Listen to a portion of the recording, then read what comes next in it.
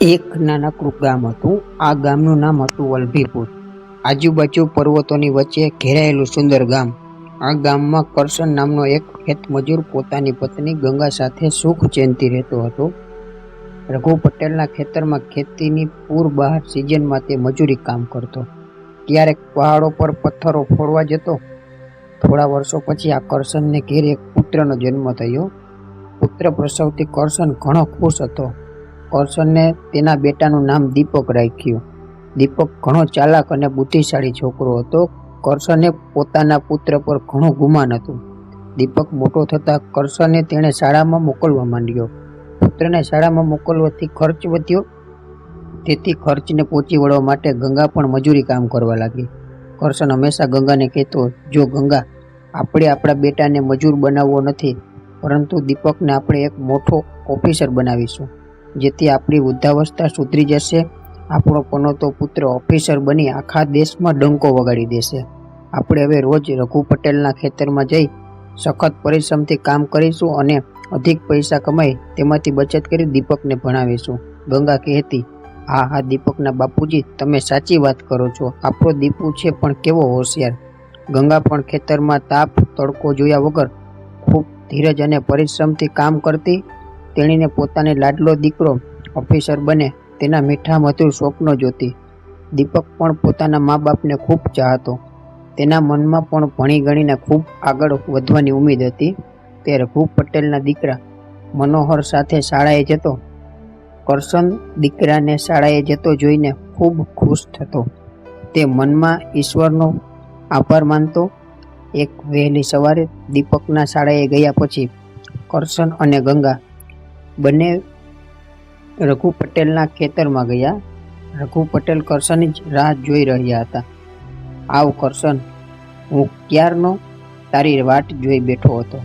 મને તો રાતના ઊંઘ પણ નથી આવી ને હું મળસ્કાનો અહીં આવીને બેઠો છું. હા, એ તો બાપુ હું હાલ્યો જ આવું છું. આ તો દીપકને શાળાએ મોકલતા થોડી વાર થઈ ગઈ, નહીં તો હું તો મળસ્કો ફાટતા જ હાજર થઈ જાઉં છું. ઠીક, જો ભાઈ કરશન, સામે ઉત્તરની દિશામાં આપણું એક ખેતર છે. તે ઘણા વર્ષોથી અવાવરું પડ્યું છે. તારે અને બરાબર સાફ કરાવી, થોડું ખોદકામ કરાવી તેને ખેતી લાયક બનાવી દેવાનું છે. આમ કામ આજથી જ તને સોંપ્યું. રઘુ પટેલે બીડીની રાખ ખંખેરતા કહ્યું, ના બાપુ, આવું અઘરું કામ કેમ ના કરાવવું, ને ઉપરથી મારી તબિયત કાંઈ સારી રહેતી નથી. કરશનને બગાસું આવી ગયું. રઘુ પટેલે કરશનનો ઈશારો સમજી ગયા. એમણે કરશનને થોડા વધારે પૈસા આપવાની ઓફર કરી. પહેલાં તો કરશનને થોડી આનાકાની કરી, પરંતુ દીપકને ભણાવી ગણાવીને ઓફિસર બનાવવાની વાત યાદ આવી એટલે તેણે આવું અઘરું કામ કરવાની પણ હા પાડી દીધી. વાત જાણે એમ હતી, રઘુ પટેલના ઘણા વર્ષોથી અવાવરું પડેલું એક ખેતર કરશન પાસે સાફ કરાવવા માંગતા હતા. રઘુ પટેલનો વિચાર આ વર્ષે ત્યાં મગફળીનો પાક લેવાનો હતો. ખેતર કંઈક ઉબડ ખુબડ ખાડાઓ વચ્ચે હોય એમ લાગતું હતું. ઠેર ઠેર જંગલી ઘાસ ઉગી નીકળ્યું હતું. કંઈક ઝાડી જેવો આભાસ લાગતો. ખેતર સાફ કરવામાં પણ જોખમ જેવું લાગતું હતું. છેવટે કરશન સાથે વાત કરતા તેણે આ બાબતે સંમતિ આપી દીધી. કરશન પોતાની પત્ની ગંગા સાથે આવા જોખમી કામ કરવા માંગતો ન હતો. તેથી પતિનું મન સમજી ગયા ત્યાં બીજું કામ કરવા માટે ચાલી ગઈ. થોડી વાર પછી રઘુ પટેલનો ચાકર હરિયો દોડતો આવ્યો અને રઘુ પટેલના કાનમાં કશુંક કહી ગયું. રઘુ પટેલ વિચારમાં પડી ગયા. એગ્રીકલ્ચર ખાતાના કેટલાક સંશોધનકર્તાઓ આજે રઘુ પટેલના ખેતી નિરીક્ષણાર્થે આવવાના હતા, કેમ કે આખા ગામમાં રઘુ પટેલનું ખેતર વિશાળ અને સર્વશ્રેષ્ઠ હતું. ખેતરમાં ઘણા વર્ષોથી ફાજલ પડી રહેલું રઘુ પટેલનું એક મકાન હતું.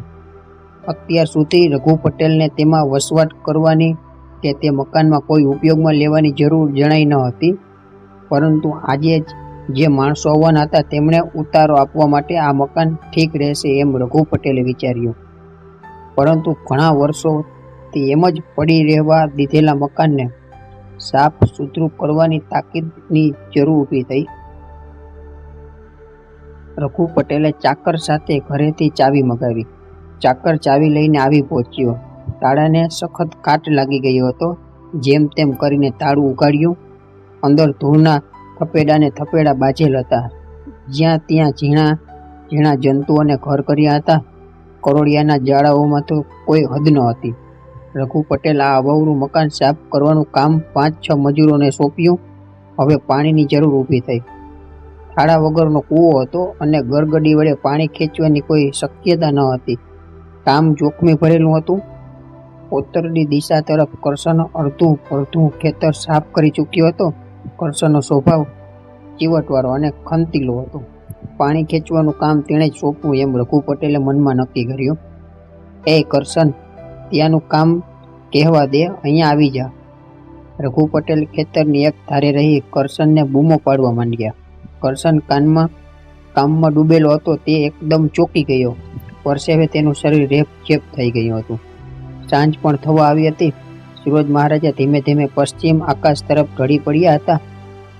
પરંતુ રઘુ પટેલની બૂમો સાંભળી કરશન કામ પડતું મૂકી આવી પહોંચ્યો. ગંગા હજુ આવી ન હતી. હા બોલો પટેલ બાપુ, શું કામ પડ્યું? કરશનને માટીવાળા હાથ ખંખેરીને રઘુ પટેલને પૂછ્યું.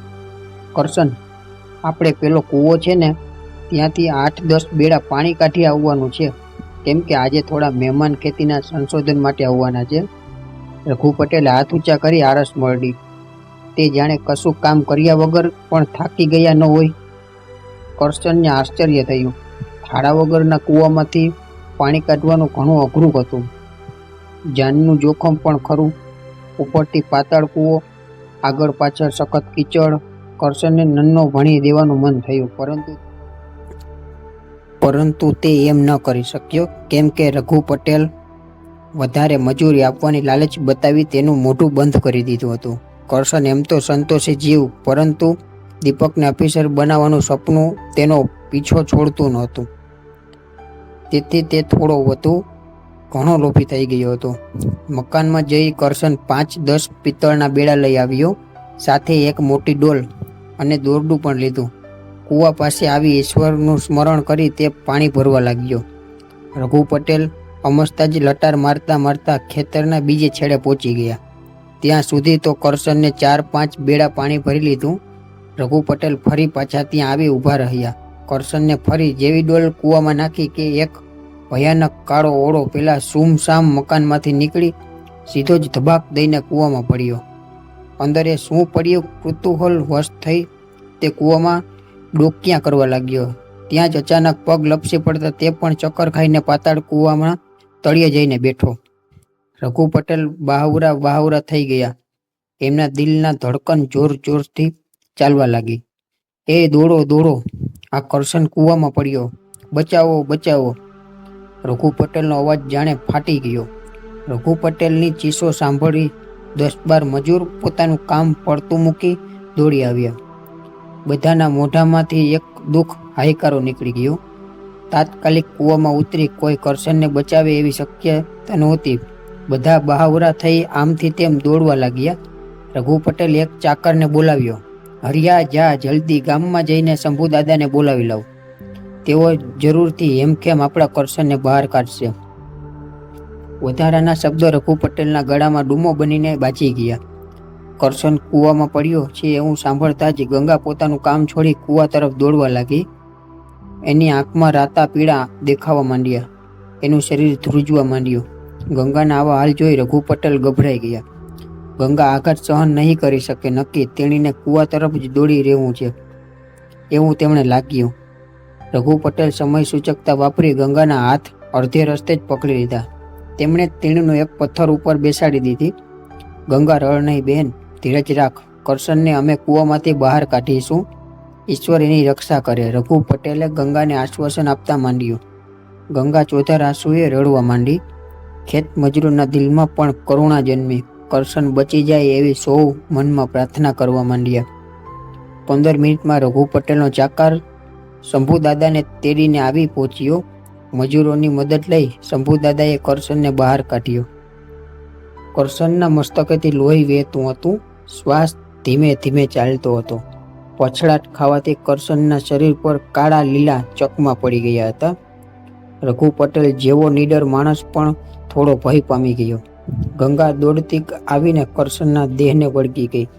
તેણીની હૈયાફાટ રુદન કરવા લાગી. દીપકની યાદ આવતા તે વધારે દુઃખી થઈ. રઘુ પટેલ કરશનની પાસે બેસી તેના મસ્તકને હાથ ફેરવ્યો. કરશનને બોલવાનો પ્રયત્ન કર્યો. પાણી, પાણી. કરશન, લે આ પાણી. રઘુ પટેલે પાણીના થોડા ટીપા તેના મોઢામાં નાખ્યા. કરશનને આંખ ખોલી એક નજર ગંગા પર નાખી. કરશન રઘુ પટેલનો હાથ પકડી ત્રુટક ત્રુટક બોલવા માંડ્યો. રઘુ શેઠ, મારું મૃત્યુ શા કારણે થયું છે તે હું જાણું છું. ભૂતકાળના વેરઝેર મારું કાળસ કાઢી નાખ્યું છે.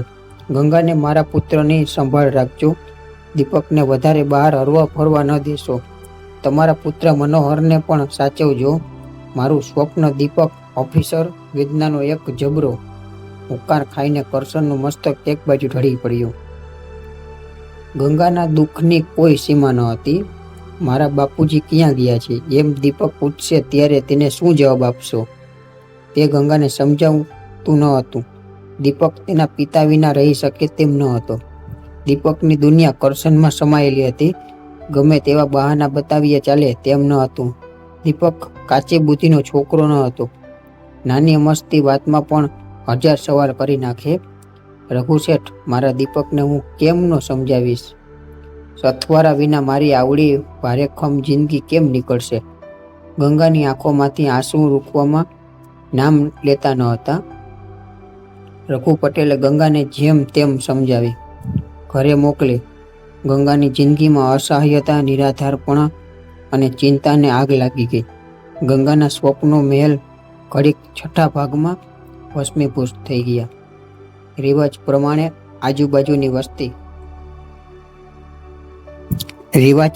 આજુબાજુની વસ્તી કેટલીક સ્ત્રીઓ ગંગાની બંગડીઓ ઉતારવા માંડી પહોંચી વળી હતી. બંગડીઓ નંદવાઈ ગઈ. ચાંદલો ભૂસાઈને કોકની જિંદગી લૂંટાઈ ગઈ. હવે દીપકના આવવાનો સમય થઈ ગયો હતો. દીપક આવતો દેખાયો. હાસ્યથી એનું મોઢું ખીલું ખીલું થઈ ગયું હતું. ફરી એકવાર ગંગાનું દિલ ધડકી ગયું. દીપકે ઘરમાં પ્રવેશતાની સાથે જ બાપુ, બાપ ના નામની બૂમાબૂમ કરવા માંડી, પરંતુ બાપુ ક્યાંય દેખાતા ન હતા. તે દોડતો ગંગા પાસે આવ્યો. બા, બા, આજે શાળામાં હું પ્રથમ નંબરે પાસ થયો. મનોહરના 4 દાખલા ખોટા પડ્યા. મારા તો બધા દાખલા ખરા પડ્યા. ગુરુજીએ મને બહુ જ શાબાશી આપી. દીપક ગંગાનો હાથ પકડી તેણીને ખેંચવા લાગ્યો. ઓ મારા દીકરા, શાંતિ રાખ, હમણાં આવશે તારા બાપુ. રઘુ શેઠે એમણે બહાર ગામ મોકલ્યા છે. ચાલ ખાઈ લે બેટા. ગંગાએ દિલનો ડૂમો જેમ તેમ કરી સમાવ્યો, પણ આવું સાંભળતા જ દીપકનો ચહેરો ઉતરી ગયો. આવેલી ખુશીની ભરતી એકદમ શમી ગઈ. ગંગાએ ઘણું સમજાવ્યો, છતાંય કશું ખાધા વગર દીપક મનોહર તેમજ તેના બીજા સાથીઓ સાથે બહાર રમવા ચાલ્યો ગયો. સમય જતાં છુપાવીને રાખેલી વાત ફૂટી ગઈ. પોતાના પિતાજીની કૂવામાં પડી જવાથી મૃત્યુ પામ્યા છે એ વાત દીપકને જાણી ગયો. નાનકડા મન ઉપર સખત આઘાત લાગ્યો. જેમ તેમ દુઃખના દિવસો વહેવા માંડ્યા. ગંગા કરશનના મૃત્યુ પથારીને કીધેલા શબ્દો યાદ રાખતી અને દીપકને મનોહરથી છેટે રાખવાના પ્રયત્ન કરતી, પરંતુ દીપક મનોહરથી વધુ ને વધુ મળતો ગયો. બાળ માનસ મોટાઓની વાતો ઝીલી શકતું ન હતું. એમની નિર્દોષ હોળીને મસ્તી દુનિયા છળ કપટ, દવા ઈર્ષાને શત્રુતાના રાક્ષસોથી જૂજતો દૂર હતી. સમય ધીરે ધીરે વીતતો ગયો. ઉનાળાની સિઝન આવી. આંબાવાડીમાં મમહોરી ઉઠ્યા. દીપક, મનોહર અને તેના બીજા લંગોટિયા મિત્રો હવે નવરા પડ્યા હતા. શાળામાં વેકેશનની શરૂઆત થઈ ચૂકી હતી. કેરીની મોસમ હતી. આંબાવાડીના વૃક્ષો કેરીના ભારથી લચી પડ્યા હતા. કોયલના મસ્ત ટહુકારા કાનને ભરી દેતા હતા. દોસ્તોમાં બેઠા બેઠા દીપકે રઘુ પટેલના આંબાવાડીને જઈ કેરીઓ ખાવાની વાત છેડી. સૌ ગોઠિયાઓએ ખુશ થઈ ગયા. સૌના મોઢામાં જાણે પાણી ફરી વળ્યા. પરંતુ મનોહર થોડો ઉદાસ થઈ ગયો, કેમ કે આંબાવાડીએ જવાની પરવાનગી તેના પિતા આપશે નહીં એવી તેને ખાતરી હતી. છેવટે કોઈને પણ કશું કીધા વગર ખેતરના છેવાડે આવેલા આંબાવાડીમાં સાંજના 5 વાગે જવું એવું નક્કી કરી બધા દોસ્તો છૂટા પડ્યા.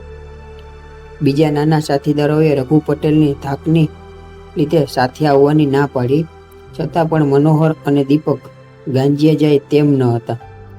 સાંજના 5 વાગતાની સાથે જ બંને તોફાની બારકસો ખેતરમાં પહોંચી ગયા. દીપક પાસે કેરી ખાવાની ધારદાર છરી હતી, જ્યારે મનોહર પાસે જીરા મીઠાની નાનકડા ડાબલી. બંને તોફાની બારકસોને કેરી બહુ જ ભાવે. તેઓ સીધા ખેતરેથી નજીકના આંબાવાડીએ પહોંચી ગયા. આંબાવાડીમાં તો અનેક પ્રકારની કેરીઓના વૃક્ષ અને વૃક્ષો પર લાગેલી કેરીઓ તો અથ કાંઈ કહેવું પડે. બંને ટાબરિયા તો ખુશખુશાલ થઈ ગયા. બંનેવે પૂરા હોશીથી કેરીઓ ખાધી. ધરોવ થયો એટલે તેઓ એક નજીકના પથ્થર પર બેઠા. હવે દીપકને તો પાણીની તરસ લાગી. મનોહરિયા, હવે મને પાણી પીવાની ધક જાગી છે, ચાલ આપણે પાણીની તપાસ કરીએ. હા, તારી વાત તો ઠીક છે, મને પણ તરસ તો ઘણી લાગી છે, પણ મને પેલા સામે દેખાતા ભવ્ય મકાન વિશે મનમાં કશોક વિચાર આવે છે. મનોહર કપાળ ઉપર હાથ મૂકતા કશુંક વિચારવા લાગ્યો. મનોહરમાં મનમાં થયું કે બાપુ તો કોઈક દિવસ પણ આ મકાન ઉઘાડતા નથી. મકાન ખુલ્લું હોય તો ઢીંગા મસ્તી કરવાની કંઈક ઓર જ મજા આવે. દીપક, તું અહીંયા થોડીક વાર બેસી રહે, હું ઘરે જઈને સામેના મકાનની ચાવી લઈ આવું. આપણે જોઈએ તો ખરા કે સાલું મકાન કેવું છે. દીપકને એકલો બેસાડી મનોહર દોડતો ઘરે પહોંચ્યો. રઘુ પટેલ પરસાવડા આરામ ખુરશી નાખી નિંદ્રામાં પડેલા હતા. મનોહર હળવે પગલે કોઠાર તરફ સરકી ગયો. તે બાપુના ખાનગી રૂમને ખોલીને એક કબાટમાંથી ચાવીઓ શોધવા લાગ્યો, પરંતુ ચાવીને બદલે આખો ઝૂડો હાથમાં આવ્યો. તેણે આખો ઝૂડો ગજવામાં સરકાવી દીધો. યથાવત બધું બંધ કરીને તે ખેતર તરફ દોડ્યો. સાધારણ અંધારું થવા આવ્યું હતું. દીપક અને મનોહર એકબીજાના હાથ પકડી ખેતરમાં આવેલા મકાન પાસે આવ્યા. મનોહરે ગજવામાંથી ચાવીનો જૂજલો કાઢ્યો. અમસ્તા જ તેણે 2-4 ચાવી લગાવી. જઈ અને 5 ચાવીથી ખટાક દઈ તાળું ખોલી લીધું. આપણા નસીબ સારા છે યાર, દેખ તાળું કેવું જલ્દી ખુલી ગયું. મનોહરે ફરીથી દીપકનો હાથ પકડી લીધો. મનોહરે આ પહેલા કદી આ મકાન જોયું ન હતું. મનોહરે મનમાં ઘણું અચરજ થયું. તે આ આલિશાન મકાનમાં જઈ દરેક ઓરડાઓની તપાસ કરવા લાગ્યો.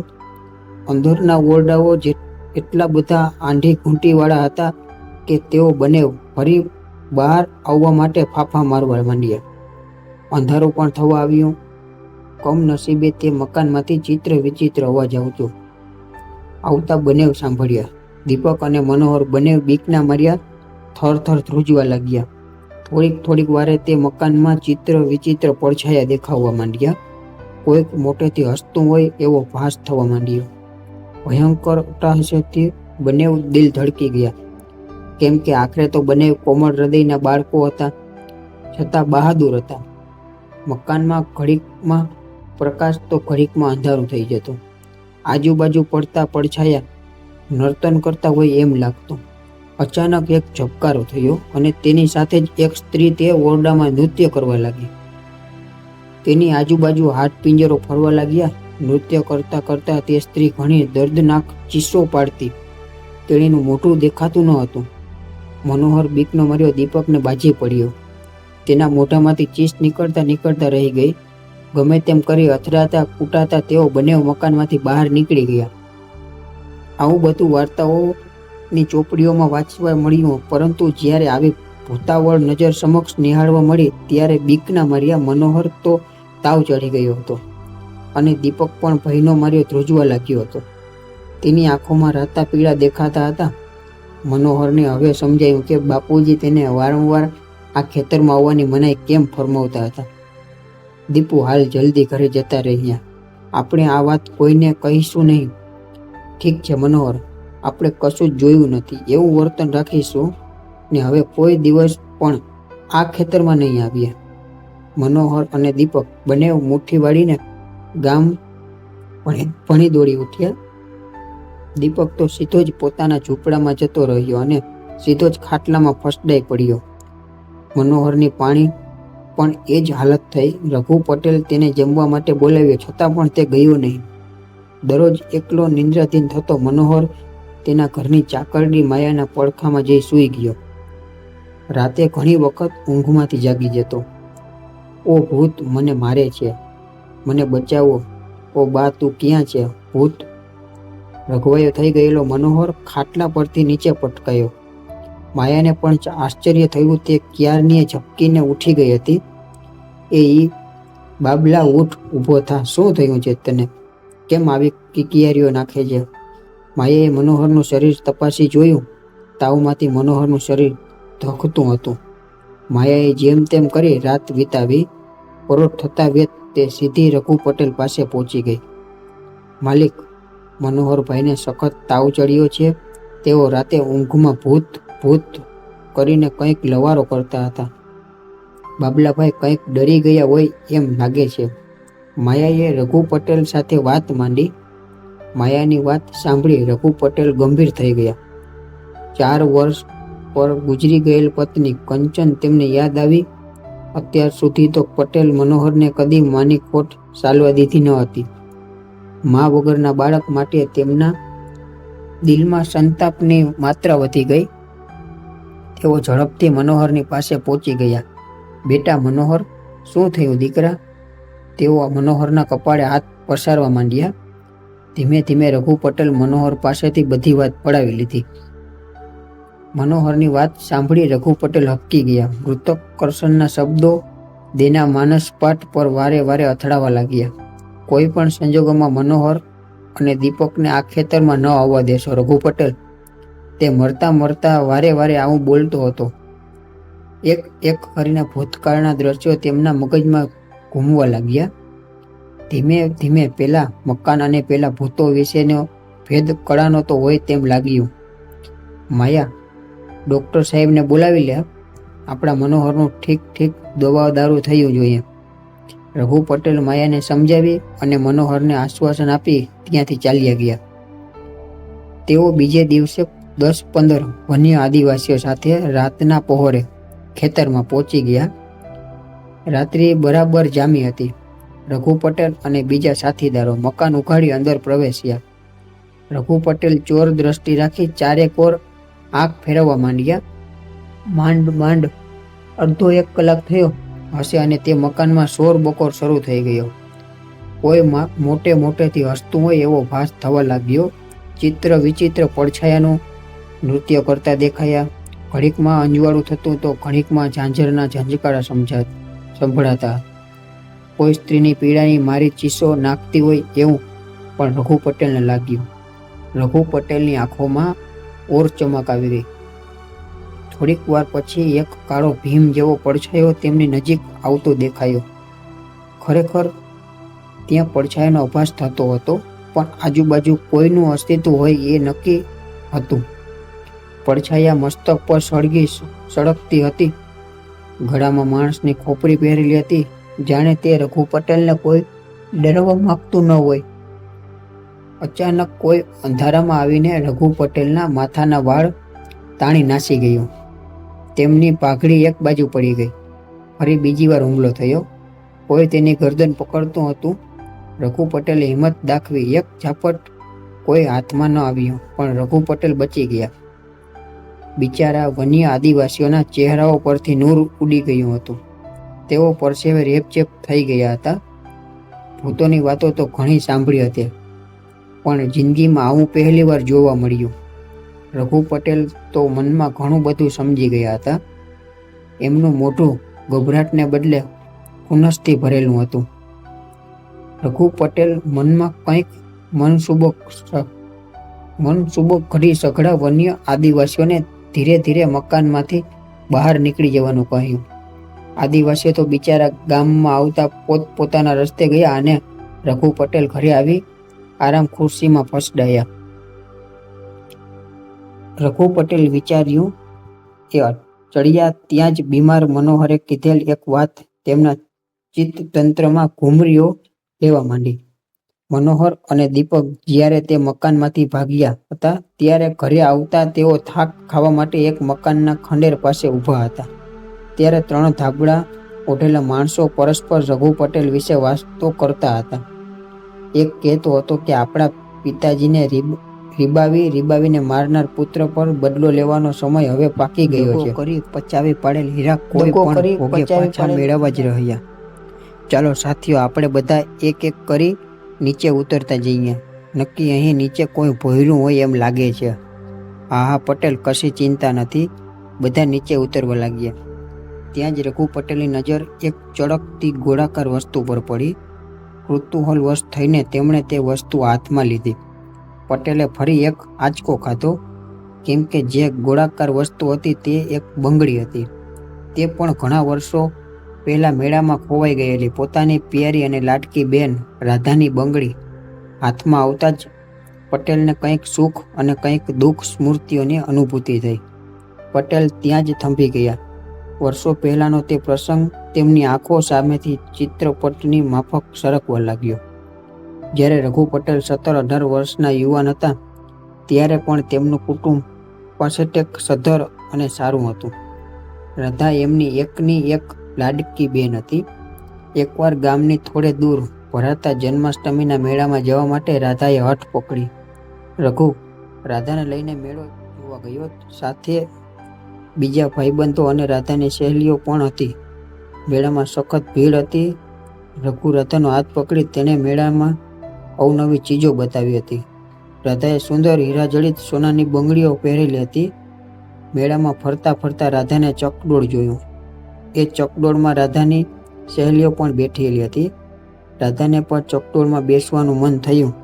રઘુએ ના પાડી, કેમ કે આટલી બધી ભીડમાં ત્યાં જવું શક્ય ન હતું.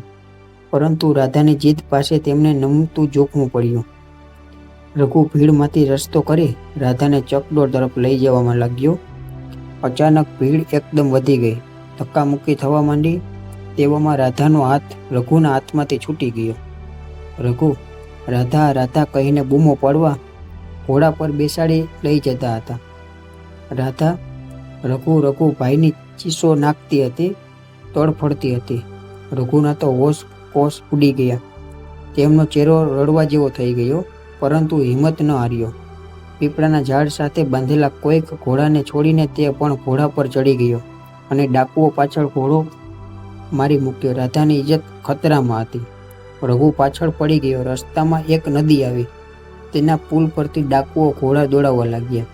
રાધાના મનમાં થયું કે આવા શેતાનોના પંજામાં ફસાવા કરતાં મૃત્યુ શું ખોટું. રાધા ધબાક કરતી નદીમાં કૂદી પડતી. તેથી ડાકુઓએ વધારે ઝડપથી ત્યાંથી ઘોડા દોડાવી મૂક્યા. રઘુએ રાધાને નદીમાં કૂદી પડતા જોઈ એના હૃદયને સખત આઘાત લાગ્યો. રઘુને તરકતા આવડતું ન હતું, તેથી તે રાધાને બચાવી શક્યો નહીં. તે બેહોશ થઈને ત્યાં જ પડી ગયો. તેના ભાઈબંધો તેને શોધતા અહીં આવી પહોંચ્યા અને રઘુને નજીકના દવાખાને લઈ ગયા. જ્યારે રઘુની આંખ ખુલી ત્યારે તેના પિતા માધવ પટેલ તેની પાસે આંખોમાં આંસુ ભરી ગુમસુમ થઈને બેઠા હતા. જમના અહીંયા ફાટ રુદન કરતી હતી. રઘુએ રડતી આંખે પિતાજીની સઘળી વાત જણાવી. માધવ પટેલ રાધા પાછળના પડનારાઓની પણ ઘણી તપાસ કરાવી, પણ કશી ભાળ મળી નહીં. દિવસો વહેતા ગયા. વાલસોઈ દીકરી ગુમાવ્યાના આઘાતમાં 1 મહિનાની અંદર માધવ પટેલ પણ ગામતરું કરી ગયા.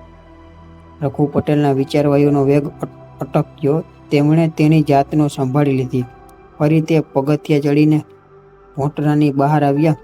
રઘુ પટેલને ઘણું બધું સમજાયું. દ્રઢ નિશ્ચય કરીને તેઓ પોતાના વન્ય સાથીદારોને લઈને ઘર તરફ ચાલી નીકળ્યા. બીજે દિવસે રઘુ પટેલ ગંગા અને દીપકના હાલચાલ જાણવા માટે તેમના ઘરે ગયા. કેમ કે ગંગા, શું ચાલી રહ્યું છે? દીપક દેખાતો નથી. શેઠ સાહેબ, હું અહીંયા છું. ખૂણામાં સૂતેલો દીપક ઊભો થઈને રઘુ પટેલને પગે લાગ્યો. જીવતો રહે, કેમ ઘેર નથી આવતો? ગભરાયેલો લાગે છે. હવે કેમની છે તારી તબિયત? શેઠ, મારા